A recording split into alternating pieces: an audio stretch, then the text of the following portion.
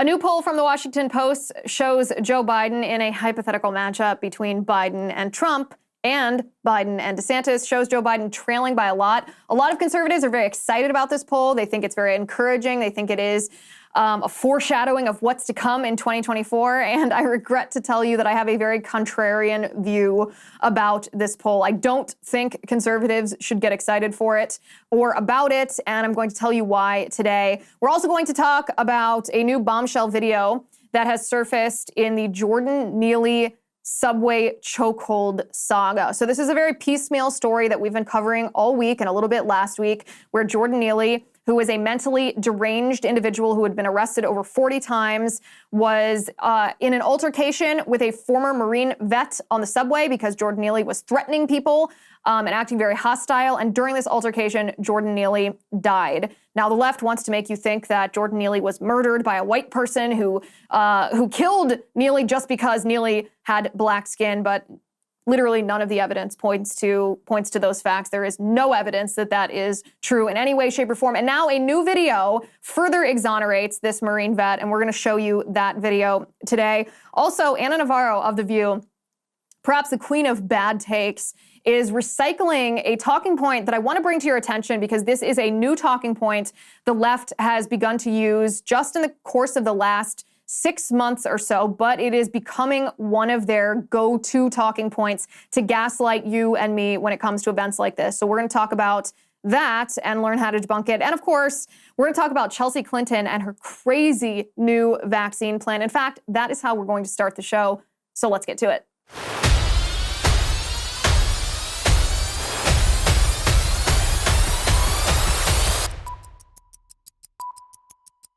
Okay, guys, I want to talk to you about Grip 6. Is anyone listening to this show obsessed with pickleball? If I've just described you, let me tell you about Grip 6's Bird Pickleball paddles. These paddles are American-made and designed not only to elevate your game, but to bring more fun to your summer. With the highest quality 4-layer T700 carbon fiber, engineered friction for maximum spin, and a focus on durability and rigidity, Bird Pickleball paddles are the most forgiving paddles out there, perfectly engineered to upgrade your game and make every match more enjoyable. You get to choose between the classic design and the innovative ergonomic design, which reduces strain on your elbow and joints while increasing power and ease for backhand hits and spikes. No matter your skill level, these paddles will give you the edge you need. Right now, you can take advantage of the early bird special, which includes limited numbered first edition paddles between $40 and $70 off and a lifetime guarantee. Plus, you'll receive an exclusive paddle deal with lifetime warranty and free future upgrades. And don't forget, Mother's Day and Father's Day are coming up. These paddles make fantastic gifts. Support American manufacturing and elevate your pickleball game with Bird Pickleball paddles by Grip 6. Head over to birdpickleball.com today to get your paddle. It's birdpickleball.com. birdpickleball.com. Okay, Chelsea Clinton is lecturing us again, specifically us as parents, and specifically in a very not so camouflaged way, casting shade on those of us who declined to get the COVID jab. But she is now expanding her supercilious lecturing about the COVID jab to other medical procedures that she wants to coerce us into undergoing. If you think that sounds vague, she's not vague at all about what she's talking about. So I want to show you this video.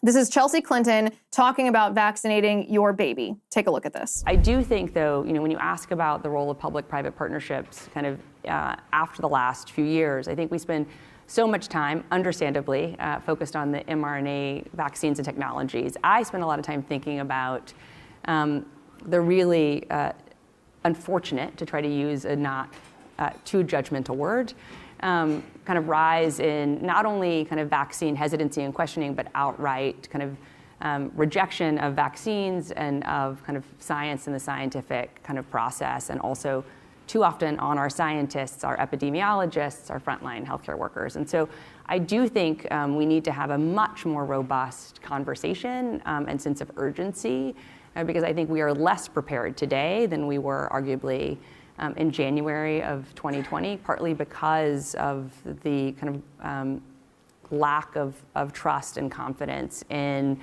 not only our scientists, but in science itself, and certainly in the public health professionals And so I think we need kind of the public sector to hopefully stop doing things like stripping away public health emergency powers from state public health agencies. But we also need the private sector to help, candidly, like do a better job of helping explain kind of the science that you are already commercializing and bringing to market, but also what you're working on, and help us kind of in the broader conversation not be uncomfortable with the discomfort of uncertainty. And so I do think we need really good ideas for how best to do that, because we all deserve to hopefully not be as unprepared as I worry we are at the moment. And the last thing I'll say is a new effort that we're a part of is the new initiative launched by the World Health Organization last week to try to catch kids up on their routine immunizations. In 2021 alone, more than 25 million kids under the age of 1 missed at least one routine immunization. And so we're working with WHO and the Gates Foundation and others to hopefully have the largest kind of childhood immunization effort ever over the next 18 months to catch as many kids up as possible, because no one should die of polio or measles or pneumonia, including in this country where we also need people to be vaccinating their kids. Absolutely. I know when I need advice for how to stay alive or for how to keep my family alive, the first people I turn to are the Clintons. That's who I like to go to for advice on how to stay alive, or the World Health Organization, or the Bill and Melinda Gates Foundation. Those are my go-to experts for how to take care of my health and how to stay alive. This is just the creepiest video, right? This is the playbook that the left wrote during COVID, which they didn't even invent during COVID. They had built this playbook using Big Pharma and the revolving door between Big Pharma and the regulatory agencies in the executive branch of the federal government. This is, they built this first in Big Pharma in our government, then they applied it during COVID, and now they're taking this template they've created and they're trying to apply it to other medical decisions that either we make for ourselves or that we as parents make on behalf of our children. This is what I would say to you. This is what I would say. I know that there are going to be some people who are like, well, what's the problem, Liz? Why are you taking issue with an initiative that would push childhood vaccines? They're going to probably call me an anti-vaxxer, and I literally don't care what anyone on the other side calls me. They also call me a conspiracy theorist and a domestic extremist and all kinds of names that mean absolutely nothing. Let me tell you how I think about this and what I hear when I hear Chelsea Clinton saying this. First of all, I say, why should we trust these people? The people that are acting as these experts. Chelsea Clinton, the Clinton Foundation, which is Bill and Hillary Clinton, the World Health Organization, which is run by Dr. Tedros, who is a puppet of the Chinese Communist Party, and Bill Gates and his foundation. Why should I trust these people? What makes these people the experts? Let's talk about this poll, this Washington Post poll that's ostensibly bad news for Joe Biden. It shows him in a hypothetical matchup between he and Trump and between he and DeSantis. It shows him losing significantly, especially to Trump. A lot of conservatives are celebrating this. I don't really think that this is indication that we should celebrate. And I don't mean to be a pessimist, but maybe this is a cynical point of view. But I'm going to tell you why I'm feeling this way in just a second. But first, I want to talk to you about liver health formula. Guys, you have to start taking care of your liver now. Why? Because listen to this data. This is the latest data from the American Heart Association that indicates that adults with fatty liver are 3.5 times more likely to have heart failure than those without. In addition to that, the American Liver Foundation says that over 100 million Americans like you and like me have fatty liver, which means, you can do the math, a lot of us are at risk. And I guess it makes sense. We throw everything at our livers, right? Cholesterol, alcohol, toxins, statins, cigarettes.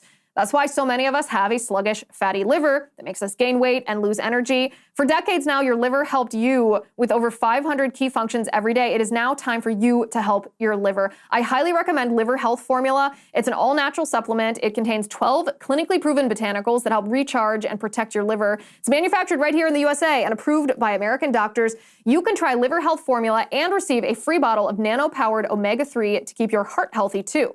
Try Liver Health Formula by going to getliverhelp.com/Liz, and you can claim your free bonus gift there. That's getliverhelp.com/Liz. Getliverhelp.com/Liz.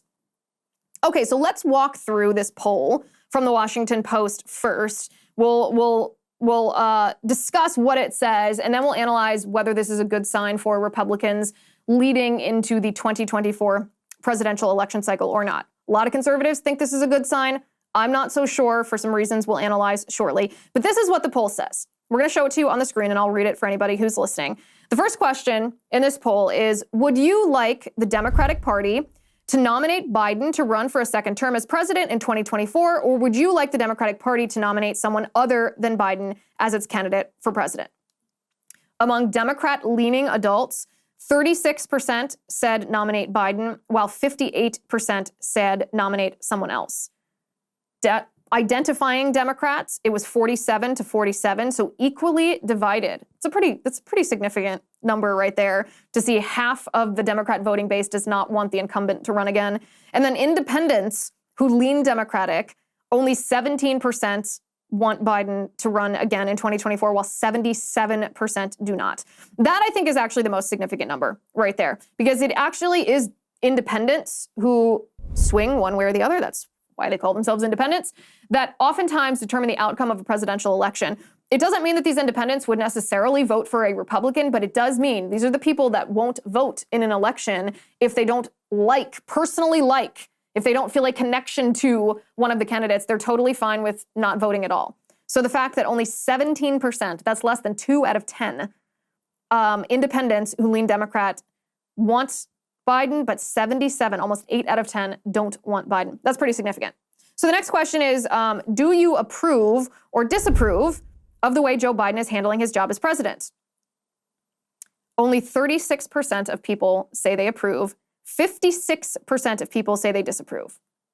36, look at that number. And then look all the way over on the left when it shows January of 2021, which is when Joe Biden would have been inaugurated. The numbers were opposite. The numbers were, Joe Biden had a very over 50% approval rating, and it's completely flip-flopped. It's completely flip-flopped. Probably 52% approved when he was inaugurated, and now it's only 36%, whereas disapproval was about 42% at the beginning of his term, and now it's 56%. That's huge. That's significant.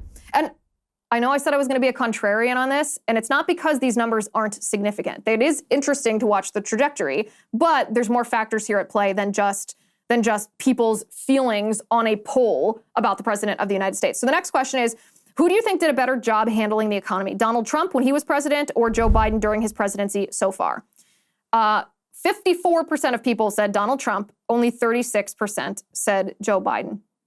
That one seems kind of obvious to me. People who understand the economy, people who rely on their paychecks to pay their bills and feed their families, people who have to buy gas and groceries, understand that Joe Biden sucks for the economy, and understand that under Donald Trump, we experienced the lowest unemployment rates, especially for specific demographics like women and Black people and Hispanics and disabled people and veterans in recent history.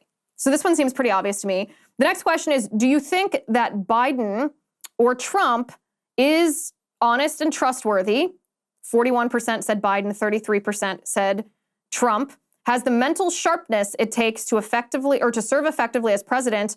Only 32% of people said that Joe Biden has the mental sharpness it takes to serve effectively as president, while 54% said that Trump has the mental acuity.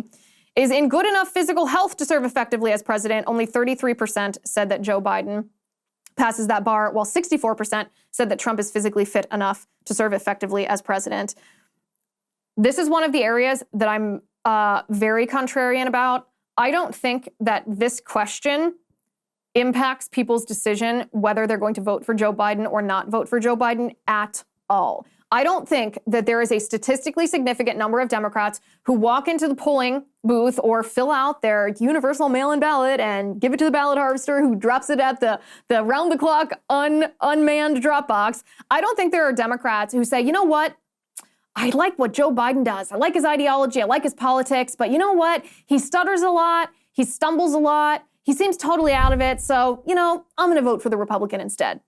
I don't believe it. I don't think that people make those decisions. And the reason I don't think that is because Republicans used this in 2020 and it didn't make a difference. Republicans have already tried this talking point and it didn't work. Trump tried it. This was Sleepy Joe was Trump's nickname for Joe Biden, and it didn't make a difference. Joe Biden literally campaigned from his basement because he wasn't capable of campaigning, of going on the campaign trail, and it didn't make a difference. I hate when Republicans use this. I don't think it's effective. I think it's a waste of a political attack.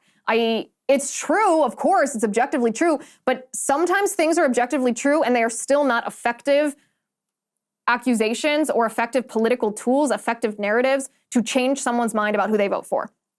The next question is, do you think, oh, that's the same one. The next question is, if the candidates for president in 2024 were either Donald Trump or Ron DeSantis, the Republican, and Joe Biden, the Democrat, would you definitely vote for the Republican, probably vote for the Republican, definitely vote for Biden, probably vote for Biden, or are you undecided about that? This is very interesting, my friends. Look at this one. So in a Trump versus Biden hypothetical matchup, 36% of voters said they would vote for Trump. They would definitely vote for Trump. 9% said they would probably vote for Trump. 32% said they would definitely vote for Biden. 6% said they would probably vote for Biden. And 18% said they were undecided. That's great. Cool. Looks like Trump is ahead, but not by a ton. Same in the DeSantis versus Biden. This is definitely vote for DeSantis is 32%. Probably vote for DeSantis is 10%. Definitely vote for Biden is 32%. Probably vote for Biden is 5%. And undecided is 21%. So in both of these hypothetical matchups, Biden against Trump, Biden against DeSantis, the Republican, Trump or DeSantis, comes out definitively, though marginally, on top. A lot of conservatives are really excited about this, and I don't feel excited about this at all. I'm not sure exactly what the big takeaway of this poll is, except newsflash, it's going to be a close election. Yeah, no kidding. Of course it's going to be a close election. I don't believe that we're going to experience in probably our lifetimes, although certainly in the next few elections, I don't think we're going to experience some election where it's just not close, where we have this runaway candidate and then a candidate that's just crushed. That's not going to happen. Our country's pretty evenly divided ideologically, and it's always going to be very close. Plus, political parties tend to shift a little bit, and with culture, with the times, if you will, and they position themselves so that they are competing for the middle of the ground voters. And so like I said, I think probably in our lifetimes, but certainly in the next decade or two, we're not going to see anything except close elections. That's my biggest takeaway from this poll is, yes, it's going to be a close election. Okay, cool. We're also like a year and a half away from it. So who even knows what the state of the world is going to be, what the state of any of those three candidates is going to be, one of whom hasn't even declared that he is a candidate for even the primary, let alone the general election. Too many factors, too far ahead. The more important things that are going to impact the election is not whether you win public opinion on Trump, DeSantis versus Biden. It's actually not the most important thing right now for the public to recognize that Biden is a terrible president.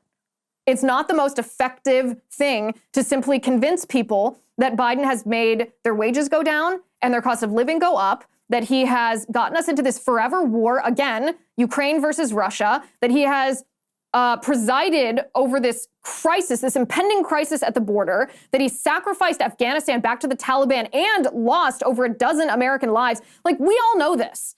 We know this. The American people who are going to turn out to vote in 2024 know all of this. But just like 2022, it's not just a matter of whether you convince people that they don't like Biden. People don't like Biden, and they didn't before the midterm elections in 2022. That we're good on. The two things that Republicans need to focus on, instead of just sitting back on their heels and being like, oh, phew, it looks like we're up by 7 points or whatever it is in this poll. That means we have some cushion here. We're just going to ride to victory in this election based on the fact that people don't like Biden. You mark my words right now.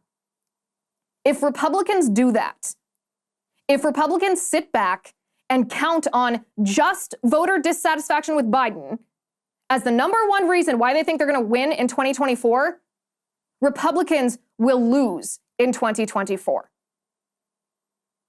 That's simply the facts of the matter.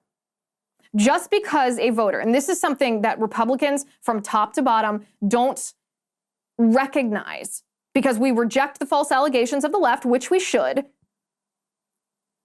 But voters that are dissatisfied, voters who are dissatisfied with Joe Biden's performance, voters who recognize that Joe Biden has been detrimental to our financial system and our country, that doesn't mean that they're willing to vote Republican. It's not this binary decision that Republicans typically assume that it is. It's not a binary decision where a voter says, you know what, I voted for Joe Biden in 2020, but now I'm really dissatisfied, so I'm going to take my vote away from him and give it to the Republican because the Republican is offering me something better. No. That's not what happens. We're going to talk about what actually does happen in just a second, but first I want to talk to you about Attorneys for Freedom. Specifically, I want to talk to you about the Attorneys on Retainer program. It's a new self-defense plan for gun owners that was created by Arizona criminal defense attorney Mark J. Victor and administered by his law firm, the Attorneys for Freedom. If you are a responsible gun owner, you may already have CCW insurance or have heard of these gun insurance plans. What you may not know is if the insurance company says the shooting was not justified as self-defense and you were convicted of a crime, the insurance company will not only drop your coverage, but you may be required to reimburse them. Now, I don't know about you, but as a responsible gun owner myself, I would not want to trust my self-defense shooting to an insurance company. I'd rather have the Attorneys for Freedom's experienced and aggressive criminal defense team on retainer 24/7. So if you are a gun owner and you want the legal defense without the endless exclusions of an insurance company, I highly recommend you join the Attorneys on Retainer self-protection program. Visit attorneysforfreedom.com/Liz. And if you use my promo code Liz25, you will receive $25 off your sign up. That's attorneysforfreedom.com/Liz, promo code Liz25. Attorneysforfreedom.com/Liz, promo code Liz25. It's really not a binary situation here where Democrats who voted for Joe Biden but have become dissatisfied with Joe Biden's performance as president will, because of that dissatisfaction, switch their vote to Republican. That's not how it works. They may not vote. They may sit it out. They may vote for a third party. They may still vote for Biden. But Republicans oftentimes don't understand the mental and pseudo-moral hurdle that Democrat voters must climb over in order to even get themselves to vote for a Republican candidate. It doesn't impact our self-image. It certainly doesn't change the way that we view politics and the way that we are committed to reality. That's our worldview. And it's something that we should be very proud of. It's something that we've had to cultivate as a party, cultivate as activists, because the left has become so nasty in the way that they attack us. But not everyone is as practiced in this deflection as we are. In fact, the majority of the American people who aren't necessarily the political nerds that we are, who haven't developed this thick skin based on decades of false allegations that just, whatever, don't bother us anymore, they can't bring themselves to vote for Republican because the Republican brand has been so tarnished in pop culture. I'm talking about in music, in Hollywood, even country music at this point, right? In Hollywood, in music, on TikTok, politically from Democrats, people have been told over and over and over that they are bad people if they vote Republican. That the very idea of what the Republican Party stands for is tinged with racism, is tinged with bigotry, is tinged with hatred. And most people in our country are good people. We are all created with an innate, human nature that makes us want to be good to other people, do good for other people.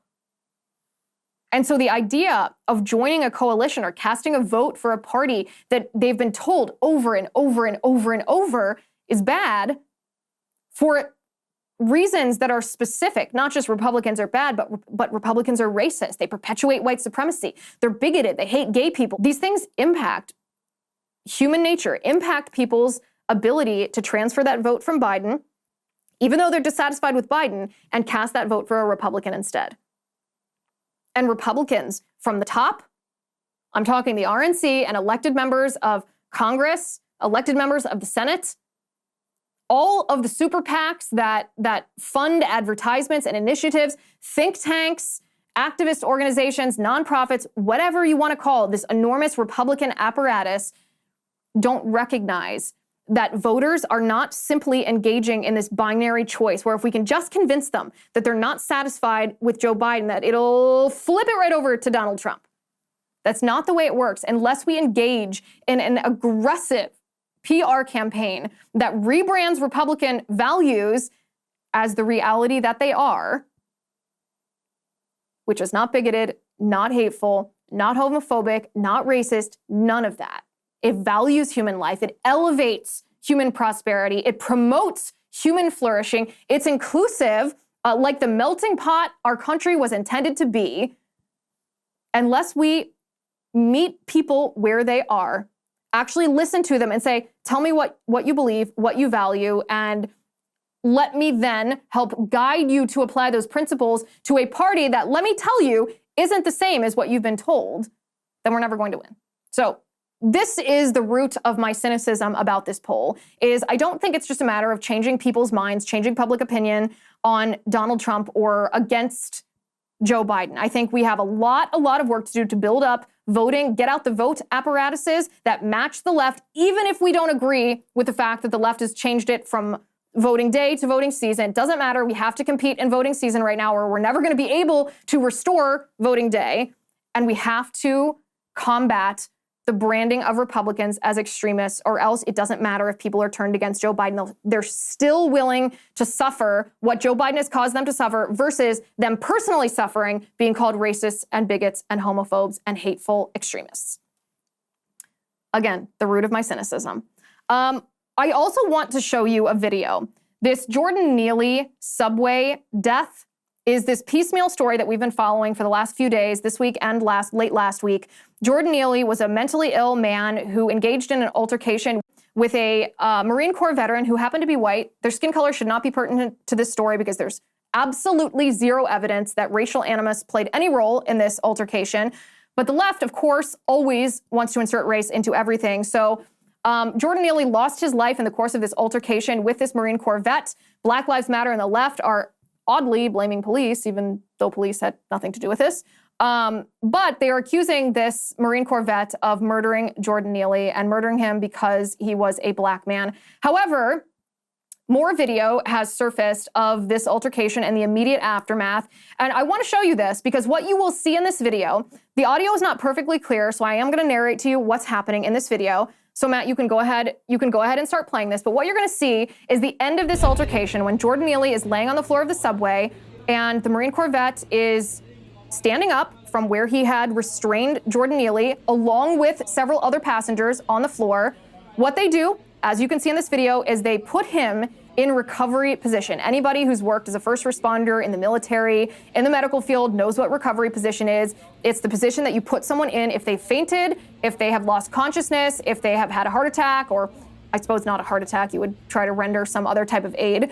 But as it's named, it is recovery position. In the background, you'll hear some murmuring. If you bring this up on your own computer and listen very closely, you'll hear other passengers complimenting this Marine Corps vet for how he handled this situation, since Jordan Neely was threatening and acting hostile, acting out, and the Marine Corps vet was protecting himself and those around him. People around him, this is the most important part of this video. People nearby to this altercation, witnesses to this altercation, which means witnesses to Jordan Neely's death, were not acting as if they witnessed a murder. Not even close. They were acting as though they witnessed a tragedy. They were acting as though they witnessed something that was scary and that some brave person, this vet, this veteran, this Marine veteran, saved them. We knew that more information would come out. We know that Black Lives Matter are liars. We know that Congresswoman AOC and Congresswoman Rashida Tlaib and Congresswoman Ayanna Pressley called this white supremacist violence and murder, and someone on Twitter called it lynching. We know the left does this to spark racial divide in our nation, but we also knew that it wasn't true. Thank goodness for citizen journalists who actually get out their phones and videotape things that are happening. Otherwise, this poor man who was acting in defense of his community, this Marine Corps vet, might have been on the hook for murder, for something that he didn't do. A murder, there's no evidence that this was a murder. but the left wants you to think that it was. Thank goodness for journalists. There's actually a fundraiser for the defense fund for this Marine Corps vet, and I'll post it on Locals for anybody that's interested in assisting him, since the Black Lives Matter movement and the left are not going to let this go. They want Jordan Neely to be the next George Floyd. Speaking of having a loose grip on reality, this headline from the Daily Mail, you'd think actually that this was a headline from the Babylon Bee, but it's not. This is a real headline. Let me read it to you. We'll show it on the screen as well. It says, trans woman is cleared of flashing her penis at Ohio YMCA after judge ruled she's too fat for her genitals to be visible. Well, there's a lot to process in that headline. Let's read it again. Trans woman, that means a biological male, is cleared of flashing her penis. Don't think those two words can go together, her penis, at an Ohio YMCA after a judge ruled that she's too fat for her genitals to be visible. Good Lord. Good. I actually feel bad for Seth Dillon and the folks at the Babylon Bee, because how can they write satire headlines if this is what they're competing with? If this is reality, who could possibly write satire? So a couple of things here. The most important of which is morbid obesity. I got a little bit of backlash last week, I believe it was, for making fun of Lizzo at the Met Gala, and for making fun of Lizzo, I think it was at the Grammys, when she looked like the giant Furby. I got a bunch of emails and a bunch of messages from people who were like, Liz, I like what you do. I'm a huge fan, but I don't think that you need to be making fun of fat people. And I responded to a couple of you because I think I like to hear all of your feedback. And my point was, well, I'm not degrading Lizzo for being fat. What I am doing is countering the narrative that she is, the political narrative that she's projecting, which is quote unquote body positivity, which is a lie. Because it's not just about how you feel. She's promoting the idea that morbid obesity is quote unquote normal, that morbid obesity is healthy, and that other people should embrace it. We also have a poll that I want to discuss. This is a poll. It's a new Washington Post poll that shows how many people in our country believe that sex is sex, meaning believe that sex is man and woman, and that's an immutable characteristic that was determined, when you were in utero, when you were conceived, your DNA, versus gender being a spectrum that is related only to identity. This is what it says. The question is, which statement comes closer to your views, even if neither is exactly correct? Someone is a man or a woman, determined by the sex they were assigned at birth. Someone can be a man or a woman, even if that is different from the sex they were assigned at birth. Now, of course, you and I probably both reject the premise or reject this phrase assigned at birth, but this is the phraseology they used in this poll. Of all adults in our country, 57% said that a man is a man and a woman is a woman, and that's determined by the sex they were assigned at birth. 43% said that someone can be a man or a woman, even if that is different from the sex they were assigned at birth. Again, I got to be a little bit of a contrarian here, not to bring anybody down, not to be the bearer of depressing takes today. But like the other Washington Post poll about Biden and Trump and that hypothetical matchup in 2024, a lot of conservatives are saying, well, good, thank goodness, we still hold a majority in this country. Nearly 6 out of 10 American adults believe in man and woman and that you can't change, that's an immutable characteristic. And I'm looking at this in a little bit of a different way. I'm looking at this in a glass half empty way, intentionally. Because to think that 4 out of 10 American adults think that you can simply identify as a man if you're a woman and that makes you one, and vice versa, is terrifying. And this has happened in the space of less than 10 years. The transgender ideology, the movement, really accelerated in about 2015 in our country. 2015.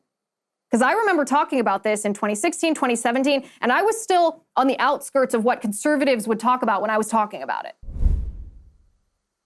4 out of 10 American adults think that a man can be a woman if they simply identify that way, and vice versa. This tells us that we can make all of the arguments in the world about what these transgender surgeries do to young children, abusing them, and we should. We can make all the arguments in the world about chemical castration and it rendering people infertile. We can make all of those arguments, but if we don't combat this at an institutional level where this indoctrination is taking place, we're going to lose public opinion on this issue as well. And once we lose public opinion on this, we're not going to be able to regain it.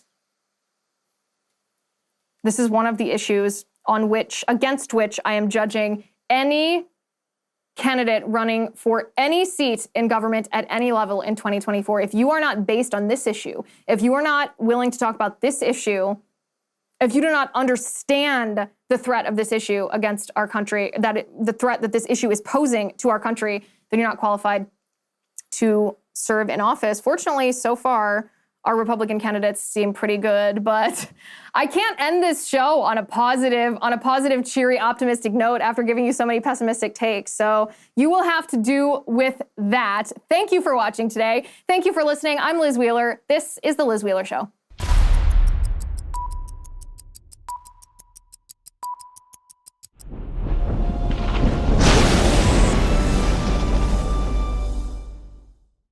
If you haven't already, give this video a thumbs up, hit the subscribe button below, and ring the bell to make sure you never miss a video.